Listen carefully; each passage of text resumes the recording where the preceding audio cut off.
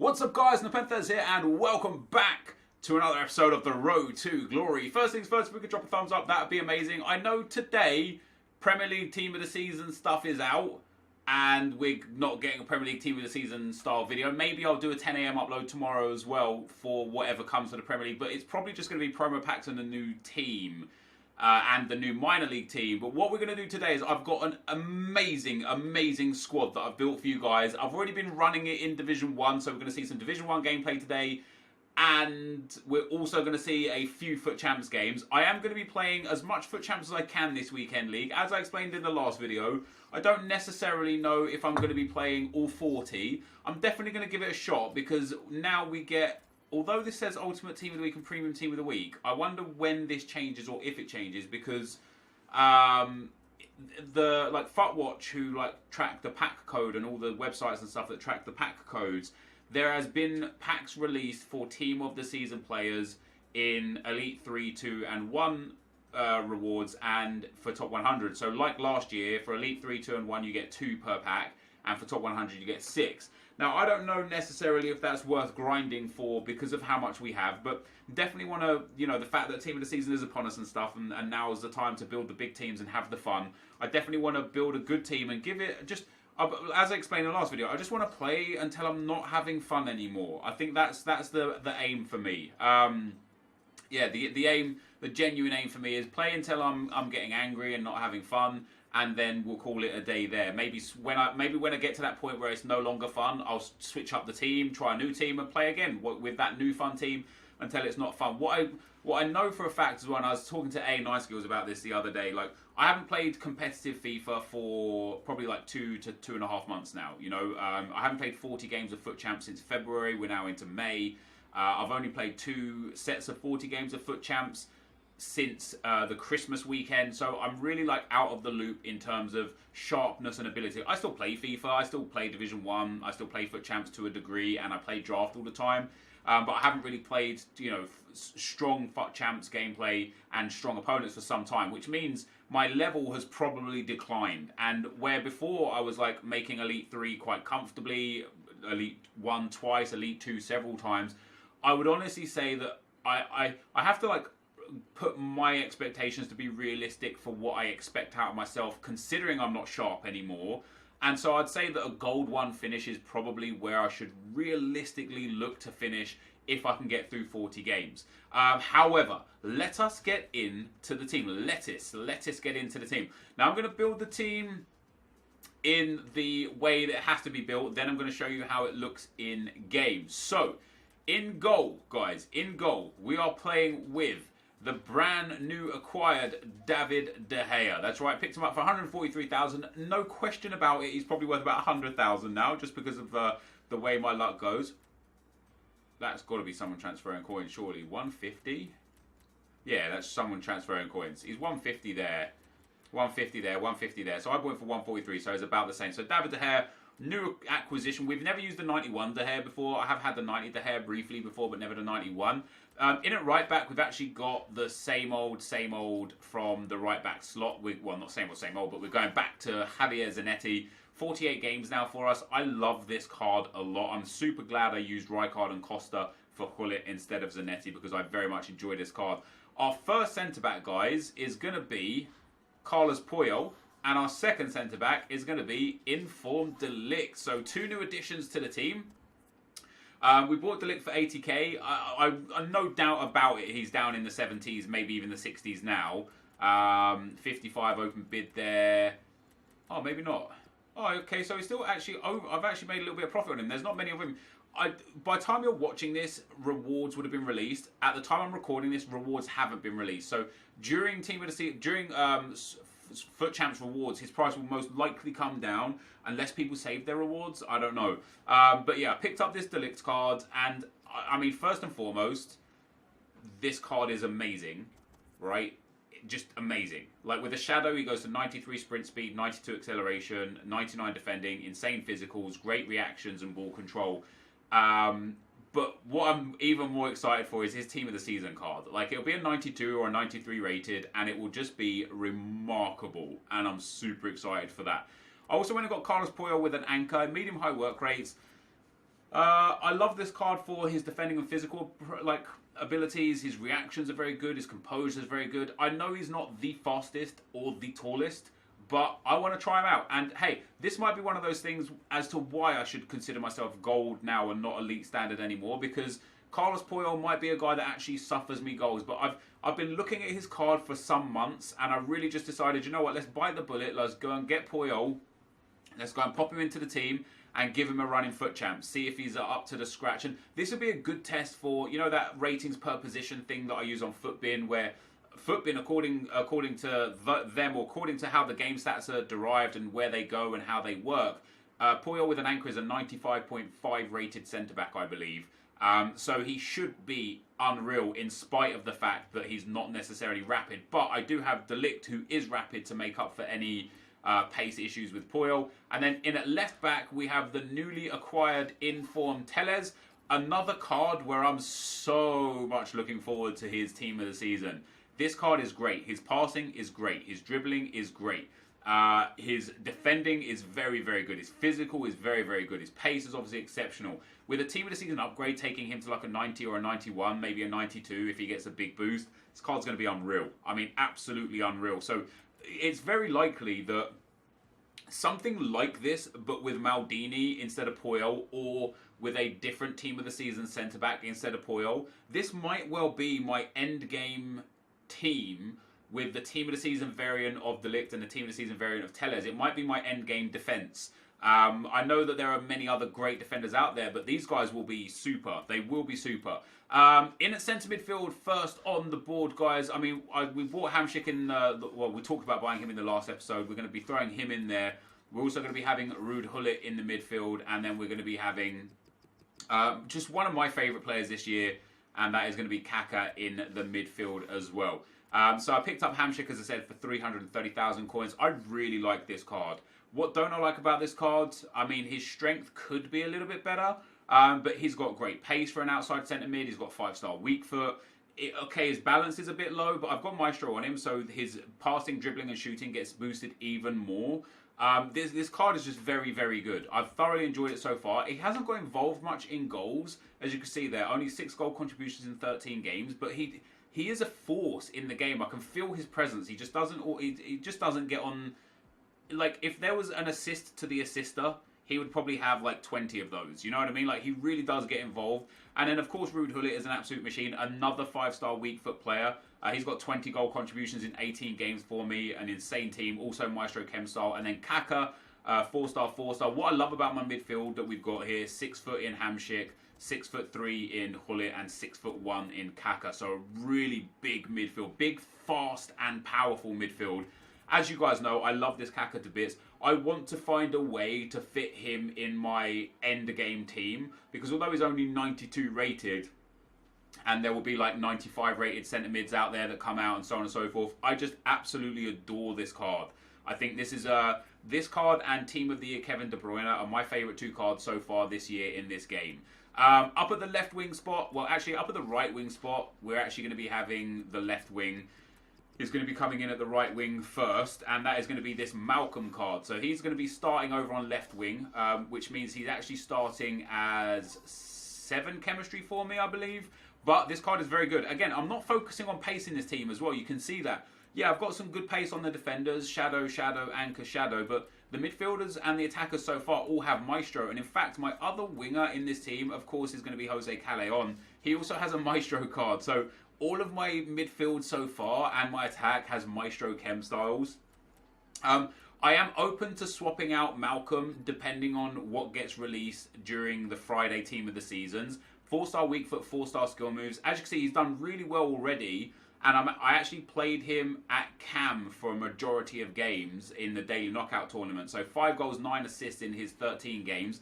I love this card a lot. Again, 4-star, 4-star. Another, like, what I like about this whole team is everyone's got either 5-star weak foot or 4-star skill moves. And that's just brilliant. And most of them have both, you know, 5-3, 5-4, 4-4, 4-4 for Malcolm, and then 2-3 for Callejon. But Callejon as well has done great. 20 goal contributions in 13 games. His 2-star weak foot is a bit of a letdown, and both he and Malcolm are the 2 players I will happily trade out for whatever comes on Friday to get new players into this team. But for the first sort of 8-10 games of FUT Champs, these are going to be the guys that I start with up front. I'll show you how the team looks in just a second. This Malcolm card is great. Composure is a little on the lower side from what I would like to have it as, but his ball control is good, his reactions are good. The Maestro boosts, obviously, his dribbling, passing, and shooting up into the high to mid 90s at the worst, high 90s at the best. He's got good stamina, he's rapid, and yeah, just a thoroughly enjoyable card. And then Calais the same, you know, he's got ridiculously good stats. His reactions, ball control, good. 99 stamina, which is something that I loved about his 83 card earlier on in the year. Okay composure as well. His passing, his penalties isn't the best, but that's irrelevant. Again, with the Maestro, you know, really nice boost to stats that are super important for a striker. And then up front, although this is our striker, this isn't our striker. We are going to be using Fabinho. I went and picked him up for 280,000 coins. He also has a Shadow Chem style on him. He's currently selling for still around 280, so that's quite nice. And I bought him after chatting to Skills. You know, we was just talking about teams and stuff, and he said Fabinho for him is a guy that he likes more than Vieira, and I see why. And actually, looking at what I'm looking at right here, I'm probably wasting a shadow on him. I might change and put anchor on him because his stand and slide tackle are already so good that if I could boost his physicals as well, get that strength and aggression into the 90s, that jumping up, and still have his defending up high, it's great. His reactions, ball control, and composure are amazing. His passing is amazing. His shot power is amazing. His long shot's pretty bad, but his shot power is amazing. He's already quite fast. So that is like the starting lineup. So as you can see, I've made some big changes to this team. We bought a huge De Gea. We bought 2 big informs. We bought an icon. We bought 2 big team of the seasons. And then we're using some players that we've acquired. So how does this team look in game? You probably guessed by just looking at exactly how it looks. We popped Kaka in at cam, Malcolm and Calais on up front, and then Hamsik and Arud Hullet in the middle of the park. And the beauty is that I can quite easily adapt this team when other team of the seasons come out, because we've got some good links here. Like I can put Fabinho here and Kaka here to start with, or even Fabinho and Malcolm. If I use Malcolm, like he gets a strong link in there. So there's so many links there that when the Premier League or the new league comes out, I should be able to fit in new players no matter what. Maybe it will require buying another icon. There's one icon that I'm very, very desperate to try out over the next few weeks, and that is Prime Bergkamp. He's very, very cheap to purchase right now. He's around 600 to 650,000 coins. 600 right there. If he's in the 5s. Okay, so he's not in the 5s yet.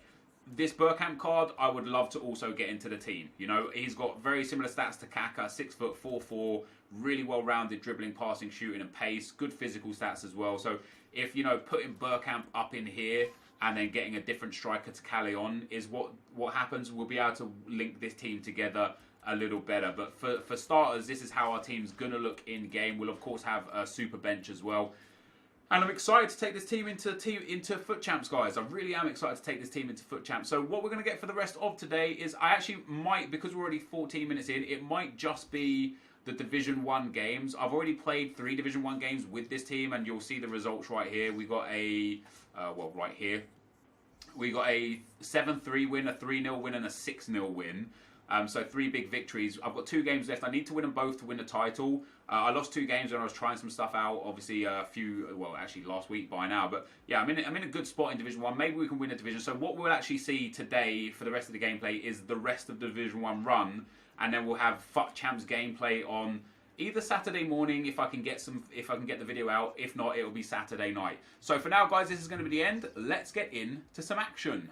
Okay, guys, as we go into this Division 1 gameplay with this squad, you'll see the opponents, you'll see the gameplay, you'll see the goals. Let's not ruin it. Let's not ruin whether or not I won D1. I know from the start of the video, or the first section of the video, you guys know that I won 3 in a row that put me to 6 wins and 2 losses in D1. Needed to win the final 2 to win D1. Did we do it? You'll find out. Let's go to some comments. Khalid Julfikar says, "Nep!" exclamation mark. You said, I won't be told what to do and when to do it. Isn't that an arrogant way of showing disrespect to your viewers? Are we not customers of your content? Customers, not really. I think consumer is the term. You consume my content. Although I do obviously make a living through YouTube, it's not through the financials out of your pocket. It's through the advertising revenue that you watch. So in terms of a customer, I wouldn't say that's the case. However, we went through this last year, and this isn't going to be like a big thing. I'm just going to explain my rationale behind saying something like that, and it's along the lines of this.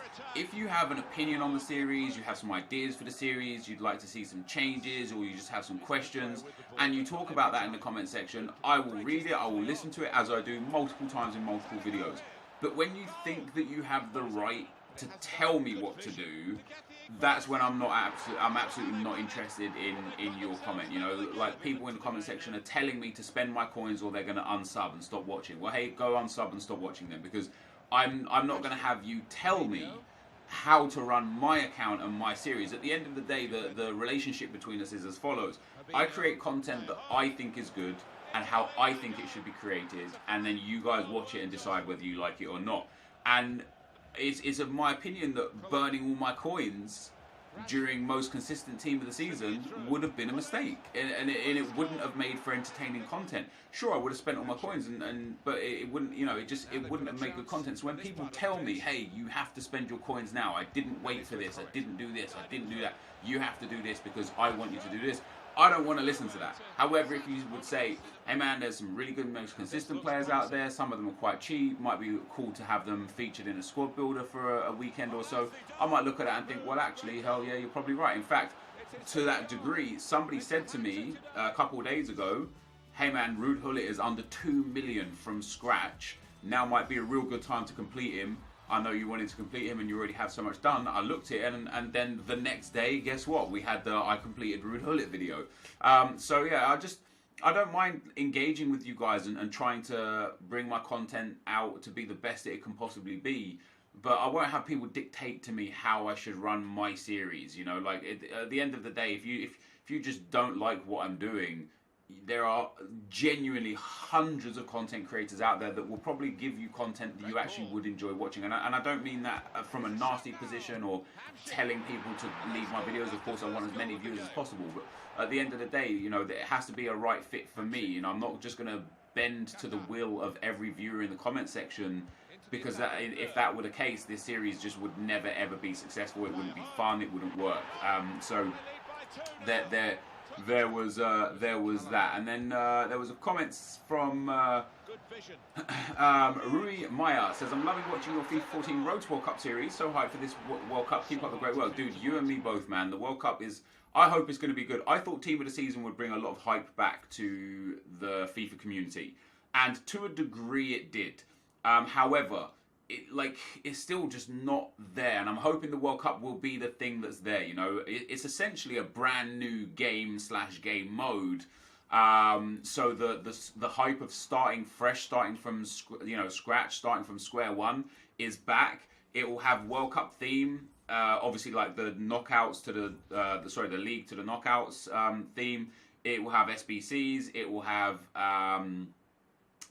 draft. It will have offline mode, so there's going to be a lot to do, a lot to grind in the World Cup mode. And on the World Cup mode, on like the Team of the Season kind of, well, on just the rest of the comments, I guess, more World Cup stuff. Tyler says, Nep, this may sound like a dumb question, but do the coins from regular Ultimate Team carry over into the World Cup mode? Yes, they do. So coins are transferable between the two modes. So let's say you have bang on 1 million coins, and you enter the World Cup mode and you win the World Cup and it pays out, say, 50,000 coins. You will now have 1,050,000 coins in the World Cup mode, but also if you go back to Ultimate Team, you'll have 1,050,000 coins in the Ultimate Team mode. So coins and packs, coins are transferable between both modes, or not transferable. It's just the same balance that you draw from. The way packs work is if you open packs in regular Ultimate Team, it pays no mind to World Cup mode. However, every pack that you open, to what I understand, last time around it was only 5k packs that you could get. This time around it does have 7.5k packs as well. And every time you open one in the World Cup mode, you get the equivalent in the main mode, like the main Ultimate Team mode. So there will be transferable items like that. But in terms of the people that ask, will players be transferable? No. The World Cup players will be untradeable, and there is no market. And they are only available in the World Cup mode, and your Ultimate Team players are tradable with the market, but they're not available in the World Cup mode. So I'm excited for the World Cup as well, because although they've already told us a fair bit about it, Corey's been tweeting a lot about it. He tweeted out that they've got an idea for duplicates so that we're not going to be stuck with like a whole bunch of duplicates that we just have to discard. As I say, there's SBCs, online, offline, draft, but he also keeps saying we'll announce more about the features and the game mode nearer the time, and that really excites me because that means there's more than what we're already getting. And what we're already getting seems to be a build on what we had 4 years ago. And so I'm excited with that. I'm really excited the fact that we're potentially getting something huge. But what the problem is, and it comes from this comment, Bass says, hey Nep, I recommend to take a look at Alireza Janan Bakunch from AZ. He will be in the Eredivisie team of the season, has a good card. Also a good strong link with Inform's Svensson right back, who has a strong card as well. Much love from Holland. And I appreciate the comment and the kind words, but the problem is that because of this World Cup mode, it seems like EA are really skimping on team of the season. And the reason why I say that is I was genuinely under the impression that we would get 4 full team of the seasons from minor leagues. I thought we'd get Eredivisie, the Russian league, Liga NOS, and the Turkish league. Because I thought with rest of the world being 50 items only, and the rest of the world leagues already interpreting the Pro League, the Korean League, the Saudi League, the Italian Second League, the Danish League, the what else did we have? We had the the Liga Bankuma MX. We had the Polish League. The fact that we were getting these minor leagues in the rest of the world team of the season for the first 10, I thought there's no way that the rest of the 40 players are going to be from the Eredivisie, the Liga NOS, etc. I personally thought that we'd get 4 big team of the seasons from those leagues, and then lots of other rest of the world cards that are cheap, affordable, used for cannon fodder in team of the season SBCs and stuff. But Corey actually got a guy called Luke tweeted Corey and said, no World Cup question, but team of the season question. Will there come an Eredivisie team of the season, or is it Eredivisie with the rest of the world? And Corey replied saying it will be in the rest of the world top 50. And that means that we are getting no big, none of the major minor league team of the seasons. And for me, that's a big problem. That's something that is going to really reduce the enjoyment levels out of team of the season for me, because a lot of my fun from team of the season comes with playing with a lot of the rest of the world minor league super players. And now with 40 players left only, and the fact that they've already shown that they're throwing in players from the Saudi League and the Korean League and the Polish League and probably the Hyundai A League and the Spanish Second Division and the Italian Second Division, the fact that they're throwing in all these minor leagues means that the Liga NOS and the Eredivisie, the Russian League and the Turkish League, they're going to get featured a very limited number of players per team, where I would say like a maximum of 4 players per league will probably be in the rest of the world team of the season. At the most, you're looking at maybe 6 or 7 at the absolute most, and that's if they then don't do any rest of world players from the other minor leagues. So you're probably looking at genuinely 3 to 4 from those players, and that's devastating for me. That reduces a humongous amount of fun out of team of the season, and it feels to me like they're rushing FIFA Ultimate Team now because they're aware that everyone's going to be leaving the Ultimate Team game mode for the World Cup game mode in 25 days, so just over 3 weeks. And for me, that makes huge implications on where we go with the road to glory over the next few weeks, because I was genuinely looking forward to building some really fun teams, playing in weekend league, playing in divisions, so on and so forth. Now, though, it's going to be a case of, okay, I now need to scramble together just my end game team, have a little bit of fun in Ultimate Team before World Cup, because we're not going to get anything from the minor league team of the seasons. And I also wonder now as well if we're going to get like those packs that we got last year. You remember we got like the Premier League Premium Gold Player Pack? You had to trade in 7 shinies and 4 rares, and you got a 25k pack from the Premier League only, like players only from the Premier League. Like I was excited for that again, and now I don't even know if they're going to give that, because as I say, it seems like they're just forcing Team of the Season down our throats, rushing it out, and then hey guys, World Cup's here. So I don't know, man. The World Cup mode I'm super excited for, and as I say, I'm super excited for it more so now because it does seem like Team of the Season is going to be a little bit of a letdown. And then last but not least, we've got Shane says, would rather see you do a specific road to glory in the World Cup mode. Will be boring with all the coins you already have. I mean, it's hard to understand where you're coming from because we don't even know exactly what the World Cup mode is yet, right? So it's very difficult for me to accept the fact that you think it would be boring when you don't know what content I'll create for you to just assume it will be boring. However, I will be doing a like Road to Glory style from the World Cup. It will just be on my main channel this time around. So I'm going to be doing a draft to glory through the World Cup and a road to glory, like a poor man's road to glory through the World Cup. And then because I've got so much on this account and we've put so much time and energy into this account, I'll be playing the World Cup game mode with opening packs and stuff on the road to glory channel. And it will actually make for far, far more engaging and enjoyable content for this channel throughout the World Cup. And then obviously if the World Cup game mode isn't everything we expect it to be, or if it dies, or if it just, goes a different way to what we thought, then I'll go back to regular Ultimate Team, go back to building squads, trading, playing FUT champs, DKTs, things like that, because those things will still exist, of course. So there's lots to come.